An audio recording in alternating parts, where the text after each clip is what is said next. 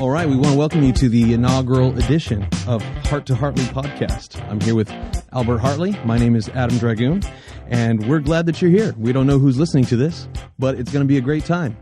So, Mr. Hartley, why don't you introduce yourself? It's good to be here, Adam. I'm excited about the podcast and what we're doing here, and hopefully starting on a really cool adventure. So, well, I want to say thank you for including me. It's quite an adventure, and I think that we're gonna find some interesting topics and tackle some good stuff. So we want to first of all we want to know who you are and what's your background and what kind of things do you think are going to be covered in this podcast going forward. Well, it's good to be here, and I'm Albert Hartley. I'm a native of Hampton Roads. I've been here my whole life. I think what's unique about my circumstances, about my background, is that I was the first person to ever go to college in my family. No one had ever gone to college before, and no one had ever gone to law school, so I took that additional step in my education. The reason that's relevant is because it exposed me to a lot of things that I normally would not have been exposed to. So my father was a contractor, my mother was stay-at-home. They're very religious people, when I've got a lot of training in that area. But I was transitioning from a very early age from more traditional things into different worlds. And so that's what really jazzes me up, to help people transition from one place to another. And I think that's one of the reasons that I was motivated to start the podcast, is most of the time people move in their life. They get better, they progress, but it's hard making those transitions, because if you're not trained or have some skills around that, you can make some mistakes, and those mistakes can be costly. And so the unique perspective I have is that I see clients who get in situations, and I can gather that information, and then I can apply that to other clients, confidentially, obviously, and then I can use that information through my own life. So it's a unique perspective to be in a place where you're seeing all these interactions between people, and more importantly, between problems, and see the patterns emerge, and you're like, wait, this could be really useful. And the only way I can really do that is if someone hires me to do it. And I thought the technology's made it a great medium for me to develop that. So, I've said before, I've done over 20,000 transactions. I've probably had 50,000 clients. All that information was my job. But if you gather that and put it together, you can really provide some extremely powerful education for people. Cool. And so can you maybe give us some examples of, you said, moving from one place to another and helping people in that transition? What kind of examples could you give? Well, let's talk about someone who, it can go from something positive, like let's say buying a house, okay? That's easy. If someone wants to buy a house they've never bought before, I help them find a house, and that's great. There's always challenges with insurance and the type of financing and all those things. It can be something negative, where someone's passed away, and how you navigate that. It could be where someone wants to get out of a circumstance, and they don't know how to navigate that. What's the first step? And all of this relates to a really complex world we live in. I mean, look at I remember when cell phones were first distributed. My dad had one installed in his truck. Well, now everyone's got one. Okay. And the reason that's relevant is because the amount of information that comes at you now is so much more dense than it was when you and I were younger. I mean, my girls have so much more data at their fingertips. Picking and choosing that is really a challenge for people. I think making sure they don't go down the wrong path is critical. So how do you do that? Well, you find a coach, you find someone who's been down the path, you find someone who's watched someone else go down the path, and you gather that data. So I think sometimes people think transitions can only mean negative things. It also could be positive things. Your kid is now facing a disease, and how do you do that? Some of my clients who've gotten cancer. How do you what do you do with that? And there's not a place to go where you say, okay, what do you do when you have what I call a catastrophic life event? Those things are significant, and so we have different people to help us with that. We have our lawyer, we have our accountant, we have our pastor, but not everybody has the fully holistic approach and says, okay, what it is. So the stuff that I do, I've kind of picked all these different areas and said, look, these are some steps you can do to help you with these major catastrophic events. And those are the leveling events of people's lives. I tell people cancer, sickness, marriage, all those things are critical. And I've been in a unique situation where I've had to transition myself from a blue-collar world to a professional world. I haven't always done that well. I've also had a transition taking on financial things that I have not been equipped for when you go from a blue-collar world to a professional world. I haven't done that very well. And I've made those mistakes. And I always thought it would be nice to be able to share that with people and say, hey, I screwed this up, okay? And what better way to learn than if someone who's already screwed up and say, don't do what I've done, or this really worked, do what I've done. So that's kind of the emphasis on the podcast. Okay, that's amazing. And so I come from the world of religion and church world. I'm a pastor. My background is I've been a missionary, and I've been a pastor here in Hampton Roads for about 5 years now. So we share that common perspective of dealing with people going through the worst day of their life. Right. And where do they turn? To the lawyer and to the pastor. So, right. So, and both of those were not picked to be disciples, by right. the way. So, you know, whatever. Exactly. Yeah. And also, let me point something out. That's really an important idea. I think that there's an idea that your pastor or your lawyer have all the answers. And I think one of the things that attracted me to you is that's not really true, right? Yeah. Spiritual problems need spiritual solutions. Legal problems need legal solutions. What's happened in our culture is that I think some people have crossed those lines, and ultimately you're responsible for your own decisions. Yeah. And I think we've relied too much on the technical experience of other people. And one of my hopes for the podcast and some of the writing that I do is that people would be empowered to know how to use those resources more effectively. I mean, I know a lot of pastors, and I'm amazed how many people go to their pastor and like, fix it for me. Right. But that's not really their job. No. And so, or they come to me and they say, fix it for me. And I'm like, really, I can't fix something. You've screwed it up. Right. We're doing damage control or crisis management or whatever we're doing. And what bothers me is if my clients don't learn so that they can be better. So and I thought, what a great way to try to get this information out there is to see some of the weird things I've developed and the patterns and put them together and say, okay, look, this is how we can handle some things. And so the podcast hopefully will help to empower people to be better equipped. Yeah, I think it will. And I think that the podcast is one part of the larger thing that we're doing here. By the time this podcast is published, we're also going to have a live website that's going to carry your blog. You're going to be posting to that periodically, maybe once or twice a week. And so my job is going to be to help you get that word out. And so I'm really excited about that. So we wanted to, as we were preparing the content for this podcast, we started thinking, what can we do to best introduce, what we're trying to do? What are we trying to offer? There's a lot of self-help type of stuff out there. Right. There's a lot of business consultation out there. And so what do you think are some of the things that's going to make this podcast and this organization, Heart2Hartley, what is it that's going to make that unique and a unique perspective for people? Well, let's talk about the name, for example. It's really weird when you came up with that idea of that name, and I thought, it's kind of cheesy. And then I thought, no, it actually makes sense, because one of the important things that I find invaluable in transactional work is that there's always a heart element that's left out of it. And I've always approached any problem-solving situation from basically a metaphysical or spiritual aspect first. What is it that you want? It's not always about money. Sometimes it's about other things, where the values are. And I've just been weird my whole life. I don't see the world like everybody else sees it. And, you don't get a lot of dates doing that, but, and you don't have a lot of friends, but the friends I do have, they appreciate my perspective. And I think at 42, which is sad that I'm getting that old, but, you start thinking, okay, you're unique. You just accept the fact that you don't see the world like everybody else. I mean, my wife and I have been together 27 years, and she still says, she goes, nobody thinks like that. And she says it like, when are you going to figure it out? And I'm kind of embracing the fact that I think my perspective, not that it's better than anybody else's, that's not what I'm trying to put forth. It's just different. Right. And I think it's better suited for these times that we're in, because I'm sort of bridging two worlds. And I was a kid of the 80s. So I was born in 73. And you think about the changes from 73 to 2015. It is incredible what's going on. Yep. And the problems that are out there, Adam, are uniquely suited for a different perspective. So let me give you an example of what I'm talking about.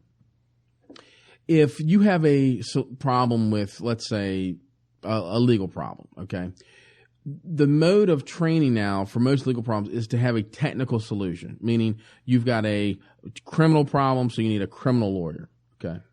Well, the question really is, why are you a criminal? Yeah. That's really the question. The question is not, well, I'm in trouble, I need to get out of trouble. No, the question is how you got in trouble. We can help you get out of trouble legally. We can defend you, but that's not really the problem. The problem is how you got to where you are. Right.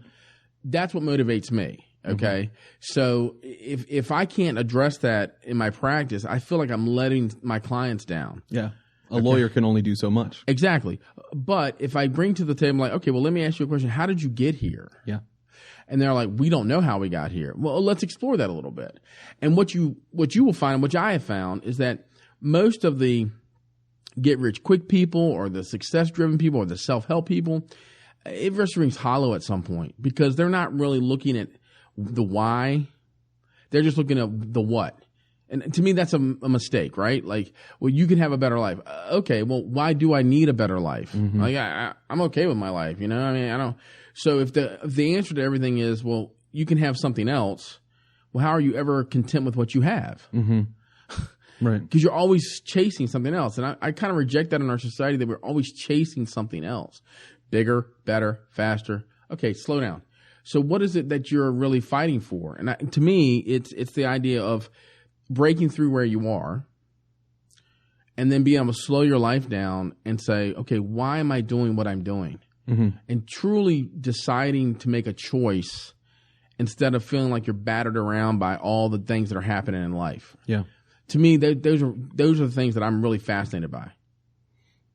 Okay, so talk to the person who might be in that place. Okay. Might be listening to this podcast and say, well, I've got definitely some issues. I don't know where they're coming from. I don't know how I got in this place. What would you say to a person like that? Well, it's interesting. Today is December the 3rd, right? Right. And I just had a conversation with my best friend of 36 years, and I said to him on the way over to this podcast that I'm worried about repeating some patterns of my parents. Mm. And so I'm 42. We've been friends 36 years. That's pretty much as long as you can know somebody. Yeah. And he said to me, I'm worried about the same thing. Mm-hmm.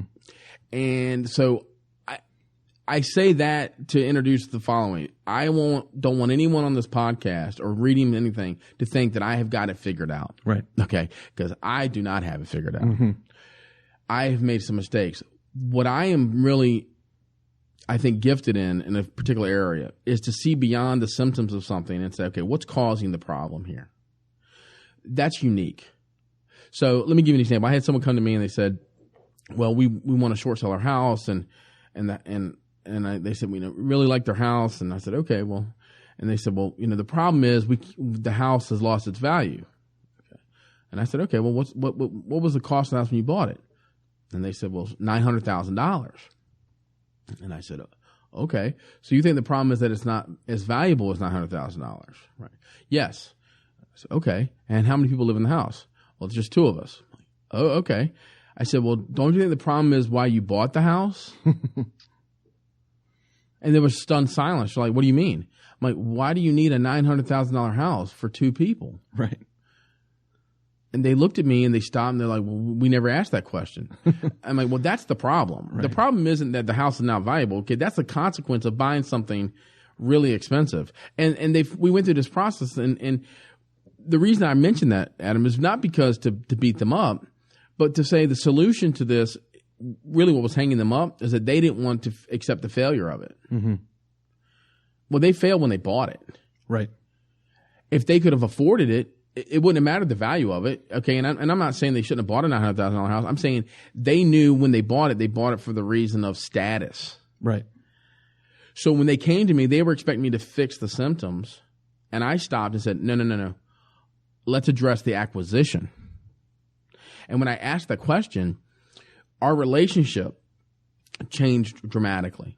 In what way? Well, they weren't hanging on to the stench of failure of letting the house go. Because the reality of it was the house was only worth $500,000. One person had lost their job. They were never going to get out from under it. And they just didn't want to have the shame of walking away. Mm-hmm. Well, there was no other solution. Right. for me to get them there, to lead them where they already were, I had to go back at the very beginning. And what's interesting about the way I like to look at things is if you're not want to do that with me, go back to that process and to the beginning, I really believe you can't get healed. Mm-hmm. Okay? I mean, the same question I have with my best friend is, am I repeating patterns of my parents? Not that my parents were bad, but we want to improve. And I'm wondering if I've never figured out certain parts of it. Mm-hmm. And I haven't gone back. And that's where I think some of our traditional things fail us. We come to church or we come to religion, we come to our pastor, and we're like, why am I like this? Well, that's not really the pastor's job to figure out why you showed up here, because that's just too big of a question. We have to sort of get involved with our own stuff. And I think that's the problem, is that we don't want to get involved with the beginning. We only want to deal with the end, right? Mm-hmm. In our culture, that's a real big issue, right? It's not if we win, it's how we win. Right. Okay? And if we don't want to talk about that, then there's nothing to talk about. Then you're perpetuating mm-hmm. the same thing you're going to suffer from. And that's what I'm really fascinated about. And I had a couple things that we talked about that if you want me to, I'll share them, right? Yeah, go ahead. Okay. Well, let's look at a couple things. In our world, we're taught these traditional things, okay? Religion, education, money are solutions to all of our problems. Well, they're really not solutions to our problems. They're tools that we use. I thought if we just win the lottery, then everything would be better. Well, yeah, it would be better for a second or two. Right. Because the immediate listen, I thought about it yesterday. I saw the sign of 150 million. I thought, you know what, Lord, if you really want me to use that money, right? But there's a reason that lottery winners are typically not successful. Mm-hmm. Because it masks the thing that's wrong. Mm-hmm. Okay. Education. Look, I got extremely educated. And then I realized, wait, I'm still missing some training that my education did not provide me. Mm-hmm. Education is not the same as character. That is correct. Mm-hmm. And it's also not the same as maturity. Mm-hmm. I was really educated, but I wasn't ready for certain things. And religion. I mean, this is the biggest problem, right? And as a pastor, you know this more than anybody. You have people come to you, we're all kind of broken.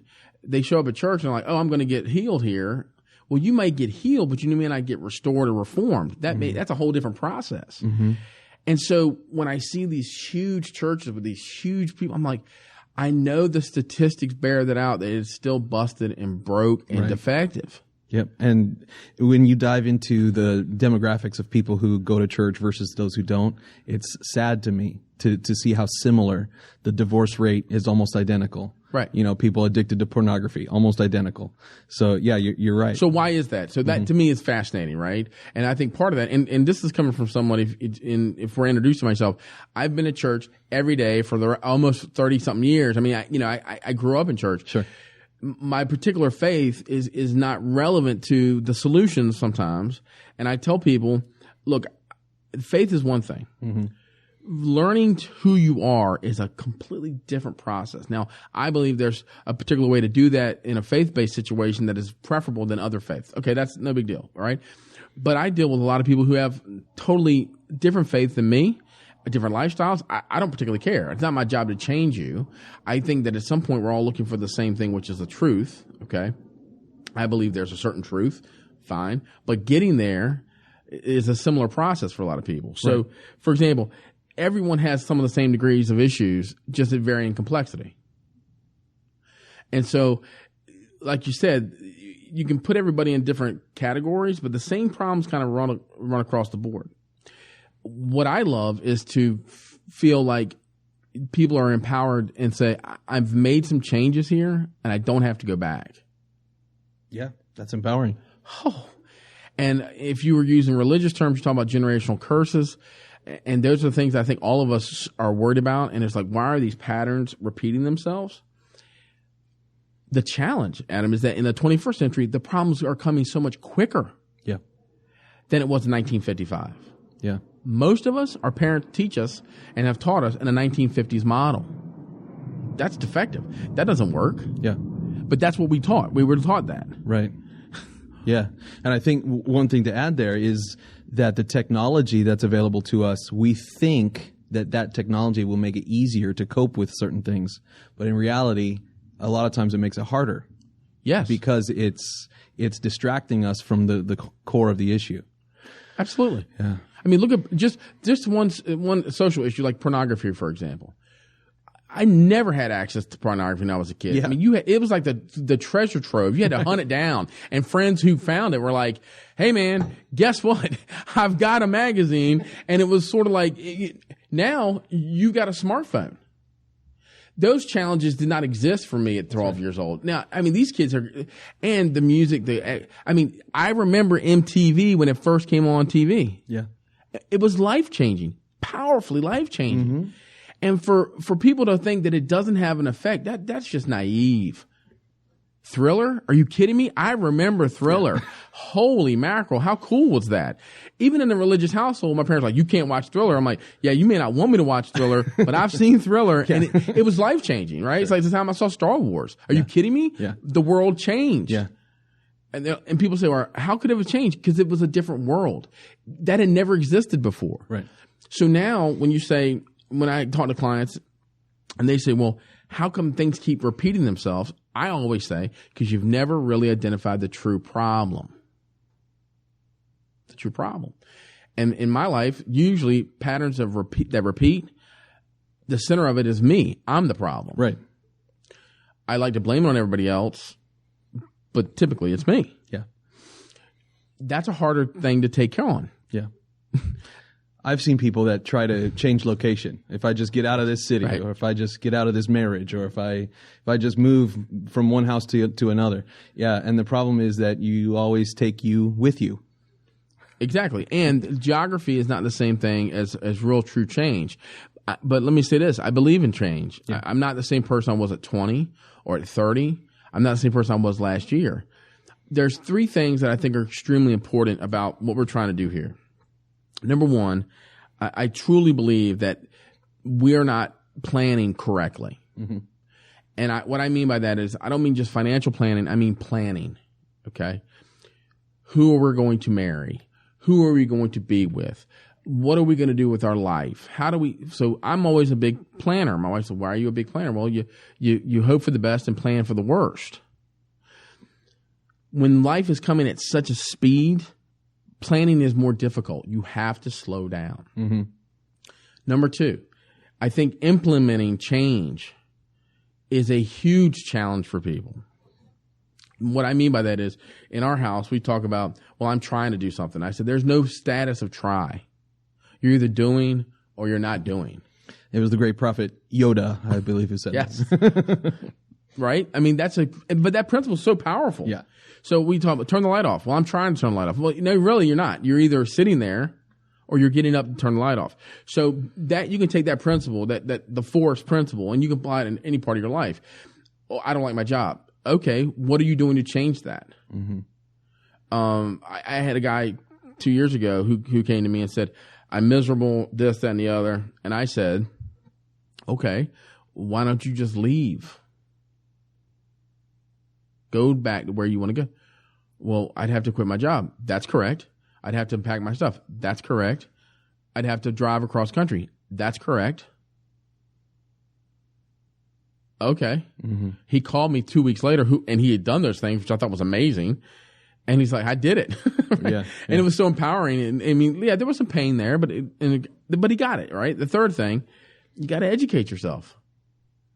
I mean, that's a crucial part of, if you're not good at finance, I'm not assuming you're going to be great at finance, but you can educate yourself in the basics of finance. You can get better. Get better. Right. It seems daunting, right? Because there's this mountain of information, like, "Oh, I'm just not good at that." And our culture allows people to get off the hook. Like, "Well, I don't know anything about it, so I'm okay." No, that's not a responsible response to anything. Mm-hmm. If you're not good at something, get better. You're not going to be great, but you can be good. Sure. And that's what sort of this coaching people along and say, "Okay, what are you not good at?" "Well, I'm not good at finance." "All right, well, let's find a basic book on finance and learn the terms." Yep. So that when you have a team, you know what your team member's saying. Right.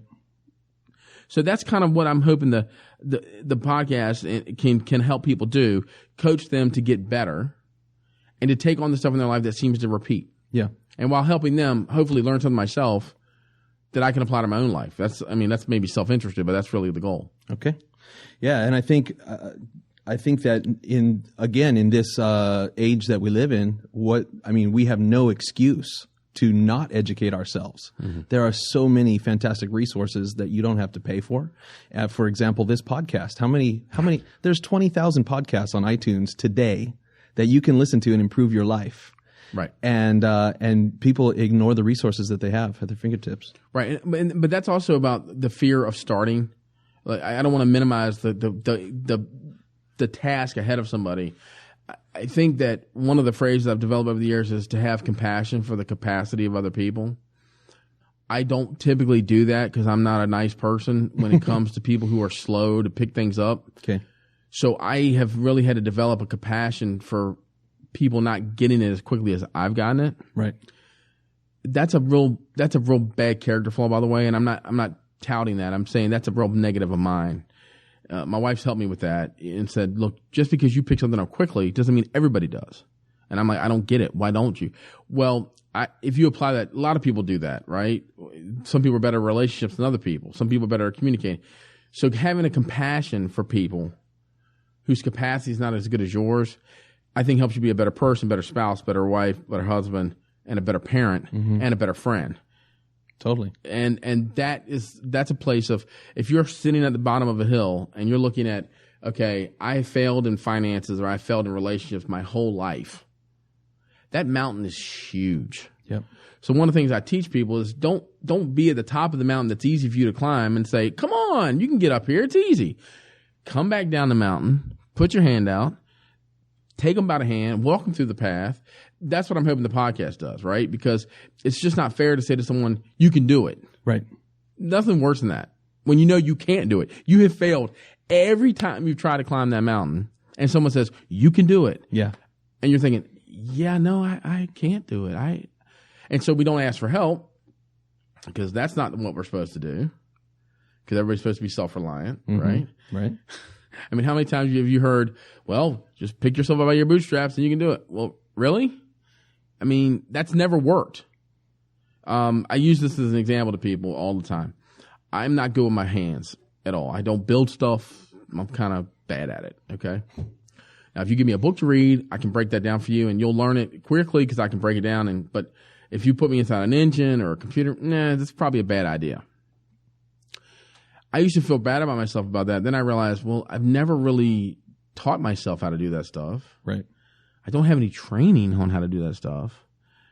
But because I'm a guy or whatever, I'm bringing some sort of 1950s Mad Men mentality to it. I should know how to build an engine or fix a car. But I don't. Right. And then I thought, well, wait a second.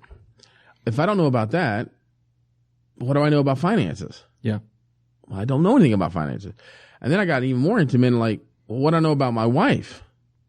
I don't know anything about I don't know how to be a good husband. Because I maybe see my dad who's a good guy, but the actual tools. Right. So then it's sort of like, well, it's just such a daunting task. Why start? And then you just seem failure. So this is the patterns, right? And so what I'm fascinated by is to challenge people to say, look, the world we live in is not the world that they lived in. Yeah. Stop using old rules to fix new problems. They didn't exist. Our parents never had the internet. Yeah. Yeah. They don't know what it is. And that's changed the world. And I think what I'm hoping the podcast does is provide some really good training for people who are like, okay, this is a different type of training and education for a different world. I'm not going to worksheet you. I'm not going to say, look, this is the 5 steps. No, stop. These are complicated situations that require complex and nuanced solutions. Mm-hmm. If you don't mind, we can go into what I think the old world is versus the new world. Okay, why don't we take a break? Okay, sure. And then when we come back from the break, we'll jump into that. And so we'll be back. Stick right there, and we'll be back with the Heart2Hartley podcast.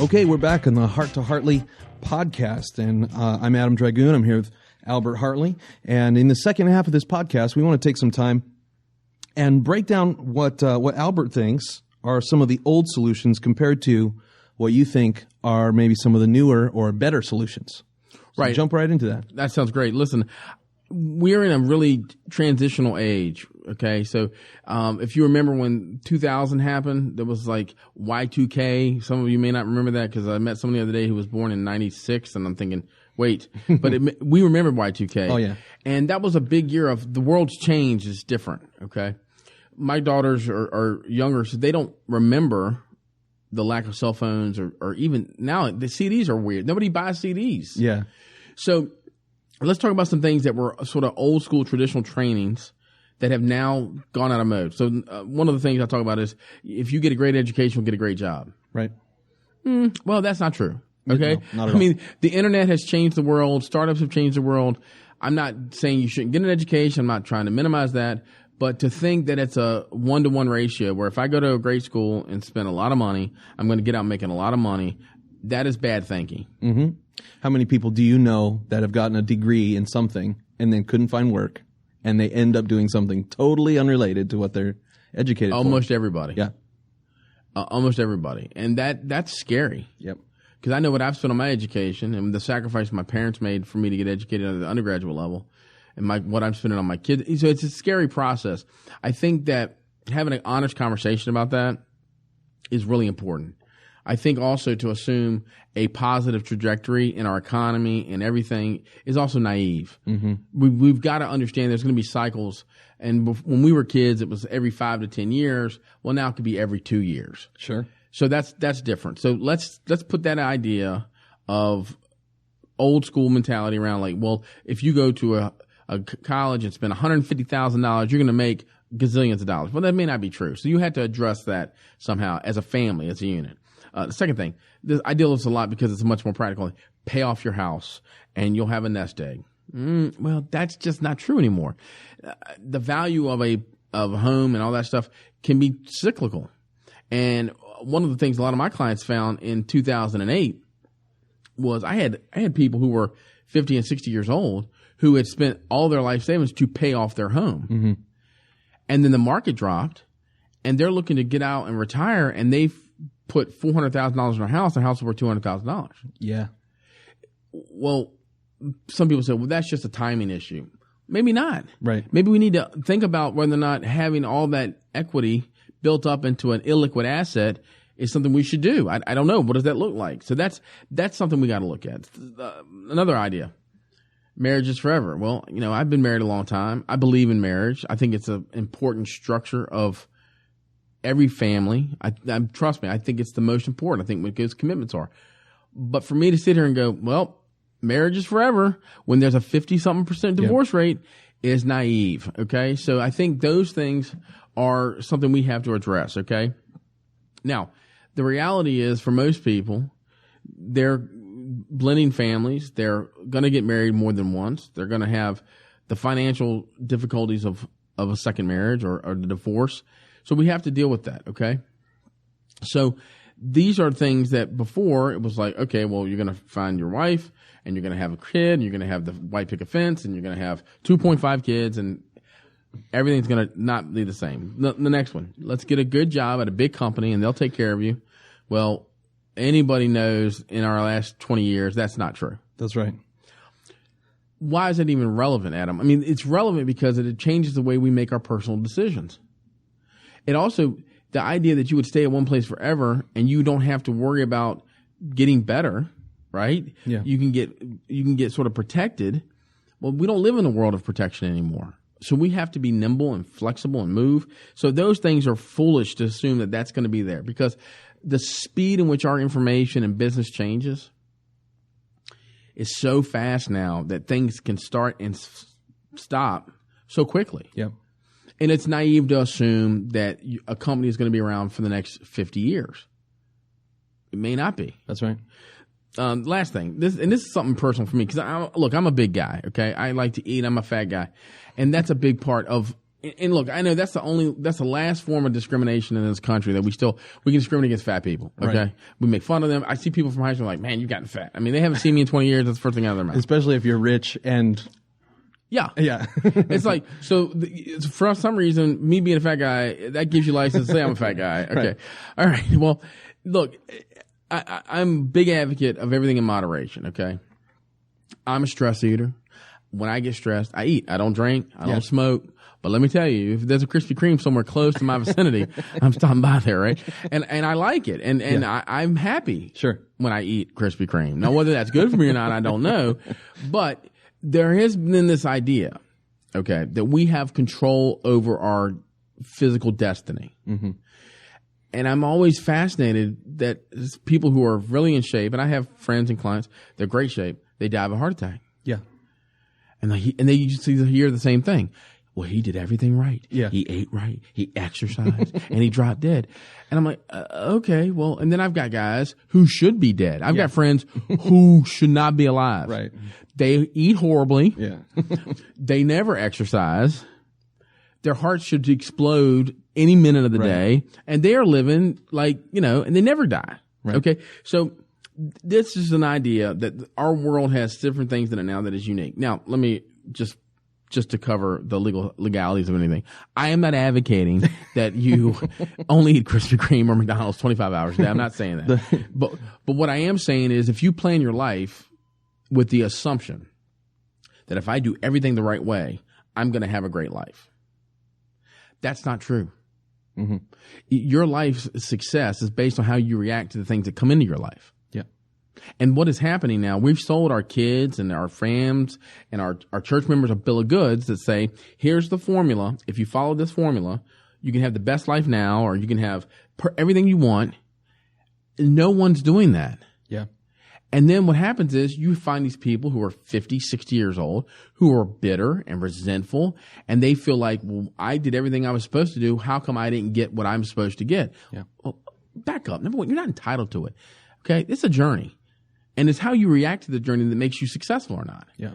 So the old world was, if you do these things, it's going to work out for you. Well, that's not true. Yeah. So here's a new thing. Right now, you heard it 2015. None of that's true. Okay. Okay. So that's one of the reasons I wanted to do this podcast is like, if that's not true, how do you better prepare for it? Yeah. You got to plan. Yeah. And in a complex world, I'm hoping to provide some insight that I've gained to help them plan. Yeah. Okay. So that's really the motivation for me. You're talking about contingency planning. Absolutely. Yeah. If this happens, this is how I'm going to react. And that's what the Pentagon does. Hopefully, is they're war gaming and they're planning. And if this happens, if that person makes this decision, then this is our reaction. And they've got 10 different plans for 10 different scenarios.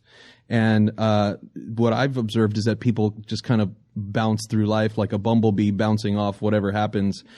And you're right that life is about 30% of what happens to you and 70% of how you react to it. Absolutely. Yeah. I mean, I always tell people David picked up 5 stones against Goliath. He only used 1, but he was smart enough to pick up 5. And I think it's just naive to believe that you could have, you don't plan for perfection. I say this all the time. Right? So my wife always says, you're just obsessed. And let me tell you a quirk of mine. I cannot stand to go to the movies and it be sold out. That sends me into this crazy obsessive. I'm grumpy. It's really it's unrealistic to think. First of all, it's not a big deal. It's just a movie, right? But for me, it gets in this whole self-hate about I should have planned better. Yeah. I should have been better. So we get in the car. And she's like, "Don't let it ruin your night." And I'm like, "No, I'm an idiot. I should have done better planning." So this is my thing, right? Uh-huh. And I can be obsessive about things, but those are just kind of some examples of me saying to myself, I should not have wasted my time. And there's an underlying theme here with this podcast. I think with even some of the training on the videos and the YouTube and the series that we're selling to people is that the value that's there, okay, is you're paying for the content that you can't find anywhere else. You're right. Right. You're getting a look behind the curtain. How valuable is that? To look, wait, do I really need to do that? Mm-hmm. Or can I save myself all this heartache if I don't do that? So to me, that's invaluable. Yeah. right? It's sort of like learning to get the fast pass at Disney World. Oh, I love that. Right? You're like, wait a second. Why doesn't everybody get the fast pass? I don't understand what's going on. And people don't. They just don't get it. You know, the first time I stayed at Disney World, we stayed on site. And I thought, wait a second, this is the greatest thing that's ever happened. Right. So that's kind of the goal. And as we start introducing topics, I think you'll see the value in that education.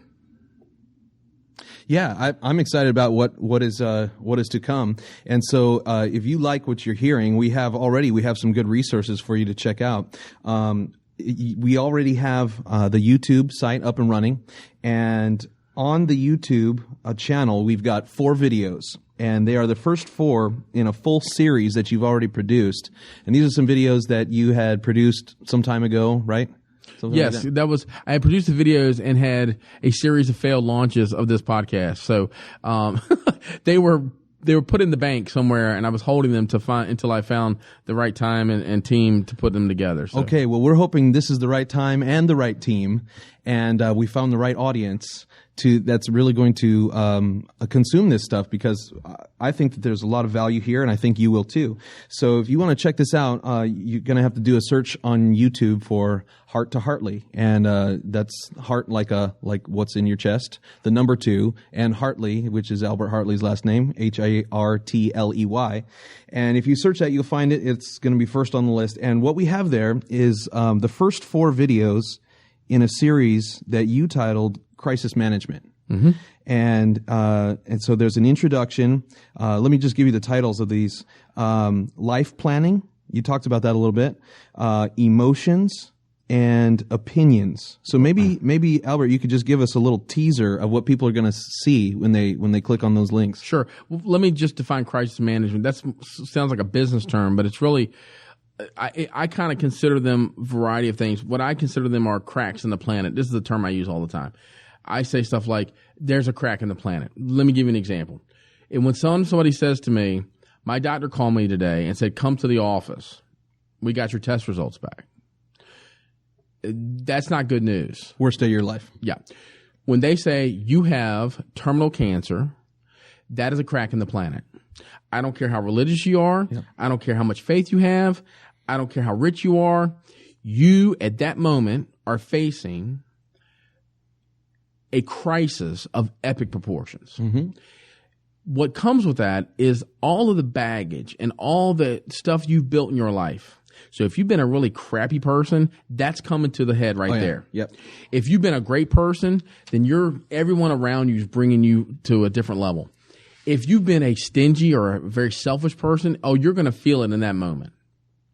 If you have been focused on money, you're going to realize it doesn't really matter. Mm-hmm. Okay? Yep. So crisis is, when you have a crack in the planet, what does that look like? It could not be sickness. It could just be financial. Yep. I mean, I've been through that, where it's like, all my hard work is going down the toilet. And I think that's important for the people on the podcast to know. I'm not coming from a place of all success. I'm really coming from a place of failure in a lot of ways. Failure in not being a good husband at times, not being listening, not being compassionate. And so these are things I've said to myself I need to be better at. So crisis management is, I'm in a crisis in my relationships. I'm in a crisis in my business. What do we do with those? Right. Because all the sort of do it yourself, you can do it yourself, that all fails when it's broke. Mm-hmm. One of my friends always used to, when the wheels fall off the bus, you're still driving. Yeah. Okay. So that goes into one of the eyes. That's crisis management. Okay. And how we deal with crisis management is something I don't think we teach to our children very well. It also challenges us to what kind of maturity level we have in our emotions. Mm-hmm. Because I've seen people just go off the deep end and be unable to even function. I've seen people deny stuff and wait, your spouse is dying of cancer. You have no feelings around that? That's something's wrong with you, mm-hmm. right? You're not sad. Well, it'll be okay. No, it's not going to be okay, man. She's got pancreatic cancer. She's not going to make it. Everyone's telling you that. You don't want to hear that. What is it about that emotional barrier? Because it affects your relationship with your kids, mm-hmm. Everything. So when you talk about life planning, now you talk about the topics of crisis management. One is life planning. We plan for the worst and we hope for the best. Sure. So if you've done the things you need to do to take care of your family and take care of yourself, and there's some crisis that happens, you don't have to worry about those things because you've already planned for them. Okay? Emotions. I find that it's interesting to me because I'm an emotional person. My wife calls me a drama queen. Your daddy is a drama queen. Now, that's fascinating because my training is all. I'm sure she means it as a compliment. No, she doesn't actually. She doesn't. But she's been my friend for a long time, so she gets it to. But I feel things passionately. I feel them. Mm-hmm. And for years, I used to try to be pragmatic, and then I thought, wait, some of my best times with helping people has been when I can feel what they're feeling, my sympathy with them and my empathy with them. That which makes me a unique person to some degree. And also to be pragmatic in times. So learning how to manage those emotions is really important because I think sometimes in crisis management, those people around us who have taken advantage of us in a variety of ways use our emotions to continue that process. Oh, yeah. Okay. And lastly, one of the topics is opinions. And everyone has one. I heard that opinions are like armpits. Everybody's got two of them and they all stink.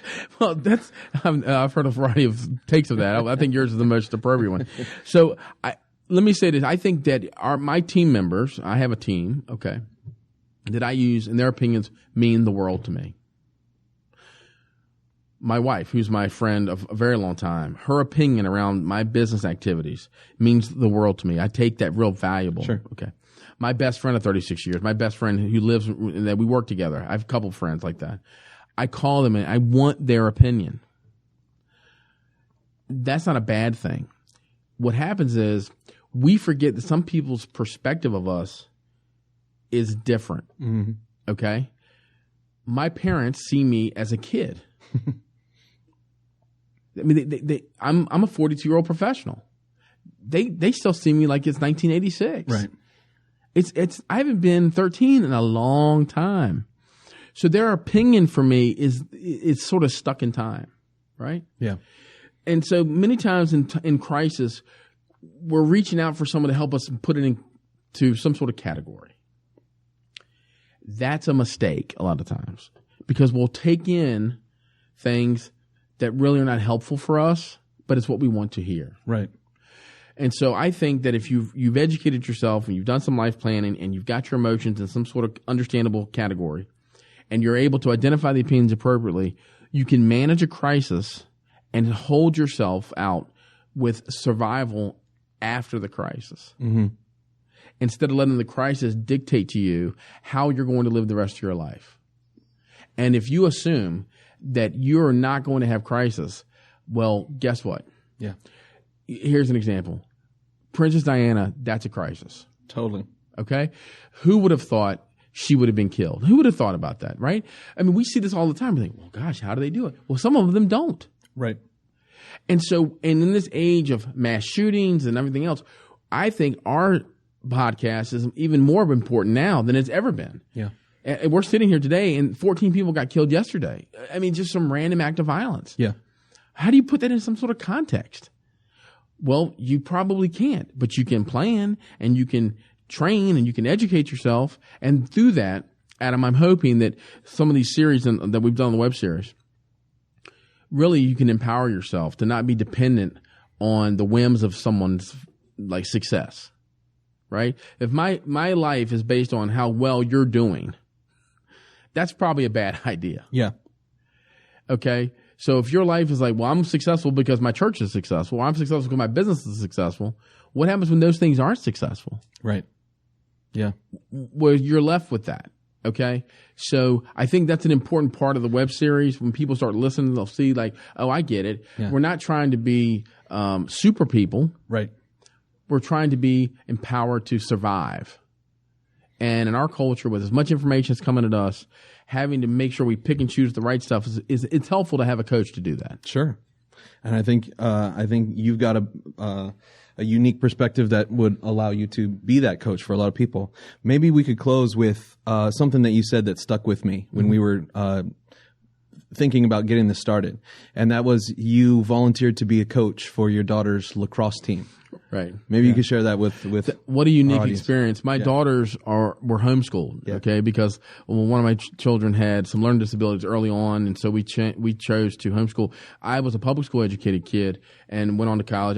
So I had a really unique experience. It just worked for us better for my daughter to be homeschooled, but they wanted to interact with some sports, and so they chose lacrosse. I had never played lacrosse before, and so they wanted me to coach. So they needed a coach, so I coached. And it was just challenging to me, the perspective that I ran into, because winning was not the goal for me, right?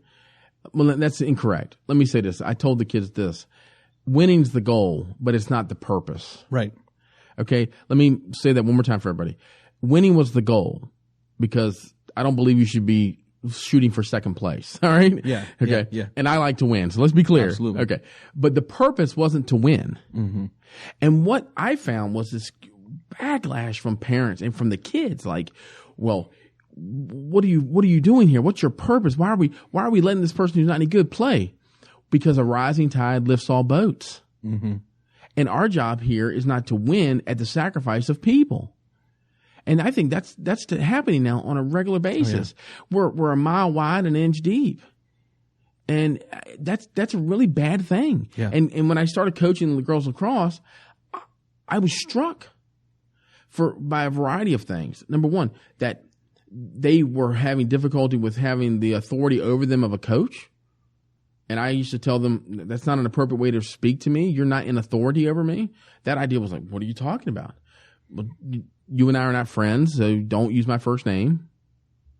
What? Mm-hmm. I'm like, yeah, don't use my first name. Okay. We're not friends. We're not colleagues. I'm the coach. You're the player. So it's Mr. Hartley or coach. That's how we do it. And they're like, well, that's not a big deal. No, it's a big deal because it establishes a place of learning. That's right. Okay. So that experience was real powerful for me because I wanted to teach the kids that everybody needs to get better. And I was struck by the girls who were really, really good, how frustrated they were that other girls weren't as good as they were. Mm-hmm. And I used to say to them, are you bad at something? And they would say, yes. Do you think people get frustrated with you because you're bad at that? Yes. Well, wouldn't you like for them to be less frustrated with you? So those lessons on the lacrosse field became real life lessons. And so my time there was just really interesting for me about the gap in our education system for not only that, for parents, because there's so much drive for people to be successful. And I think we have to redefine that as a culture. Yeah, what does success really look like? Yeah. And I think we see that all the time now, where you don't shoot people you really love and care about. You don't destroy your community that you're a part of. It's hard to do that. Mm-hmm. And I used to be cynical, and I think I probably am because of my training, but I'm hopeful because I see things like this morning at Starbucks. I mean, people from different races and cultures helping each other hold the door, or holding a cup of coffee, some basic, decent civility. Right. Right? Man, I'm so powerfully driven by that idea that we can just be civil to one another, even though we have nothing in common with each other. And through that, there's a real powerful change. Yep. That I can love you without liking you. I can accept you without compromising. Yep. So these are the things that I'm really, really passionate about, that I think some of these educational videos help people to navigate. And I don't want to think too highly of myself, but it's just my experience and seeing these things working that I know they work because I've seen them. Yep. I've seen the start and the finish of them. So I'm excited about the podcast. Cool. Yeah. Well, if you like what you've heard already, you want to get a little more in depth. The YouTube channel is a great place to start, and you're going to get between a 5 and 10 minute video on each one of these topics, and there are actually 20 different parts to just this crisis management topic, and you've got plenty more in store that we're going to be releasing in the future. So what we need is feedback. We need to hear from you if you're listening to this and you like what you're hearing. You want to hear more of that. We want to make that as easy as possible for you. So we've done a few things. We put together a website. It's going to be Heart2Hartley.com. That's the word heart, then then the number 2, and then the name Hartley, Hartley. Heart2Hartley.com. And up there, you're going to find some really good resources also Albert's going to be posting to the blog some really interesting stuff. In fact, we've already got one that was just posted today as we're recording this on the 3rd of December about the mark of a true man, which is selflessness. And I thought that was right on point. There's a lot of people that need to hear that. And there's some great stuff, Adam, in there about opening doors for women and some, as my daughters say, my dad's inherent sexism. So we can talk about that too. We've also got a Facebook page that's up and running. That's going to be facebook.com/Heart2Hartley. And we want you to connect with us. We want to hear some feedback. Also, we've got a tool that's up on the website. You'll see a button on the side of the website. It's on the left side, and you can click on that little button, and it's kind of a cool feature where you can use your computer or your smartphone or your tablet. You can tap on that button and actually leave us a voicemail.